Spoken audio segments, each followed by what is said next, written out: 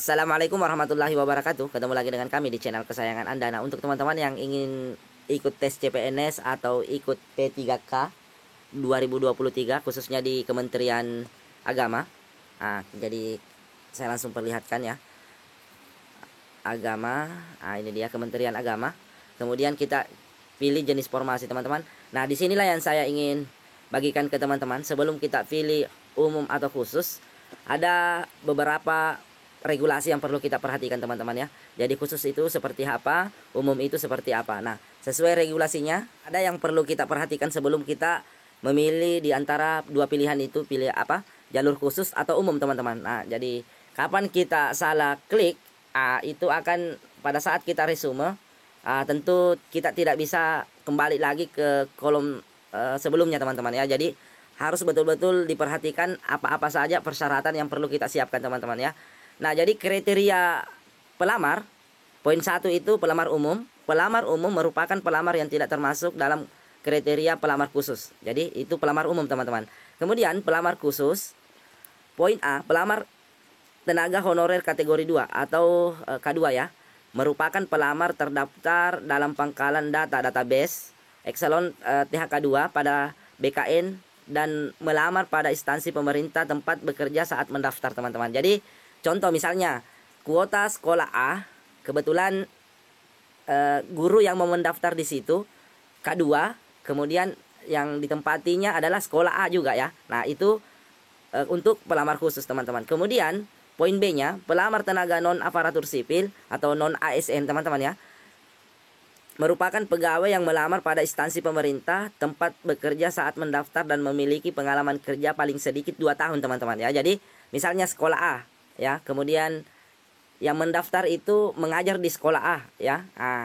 Kemudian dia terdaftar paling sedikit atau memiliki pengalaman kerja paling sedikit 2 tahun secara terus-menerus pada instansi pemerintah yang dilamar.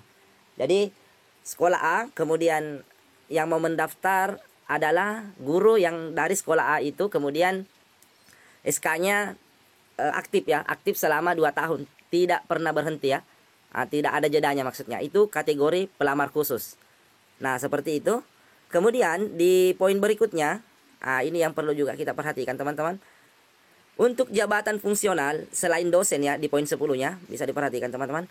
Untuk jabatan fungsional selain dosen, jadi selain dosen ya, teman-teman, wajib memiliki pengalaman di bidang kerja yang relevan dengan jabatannya paling singkat 2 tahun untuk jenjang terampil dan ahli pertama, dan mematuhi seluruh ketentuan peraturan undang-undang di lingkungan Kementerian Agama, teman-teman. Jadi untuk khusus itu tadi poinnya ya.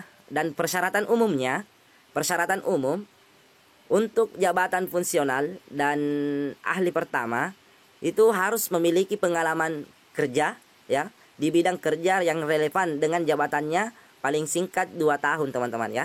Jadi paling singkat 2 tahun. Jadi kalau guru itu kan per semester keluar SK. Jadi paling tidak ada 4 SK yang harus nanti kita upload di kolom-kolom berikutnya, di kolom dokumen, teman-teman ya. Nah, jadi untuk melangkah ke kolom berikutnya, pastikan memang kita telah memiliki minimal 2 tahun, paling singkat ya 2 tahun pengalaman kerja, teman-teman. Jadi itu yang perlu kita perhatikan, karena kapan kita sudah resume di kolom yang tadinya itu, tentu kita tidak bisa kembali lagi, teman-teman. Jadi harus betul-betul diperhatikan sebelum kita melangkah ke selanjutnya, teman-teman. Karena jangan sampai kesalahan kecil bisa membuat masa depan kita ya tertunda lagi ya, teman-teman. Jangan sampai disinilah rezeki kita untuk mendapatkan NIP. Mudah-mudahan, teman-teman ya.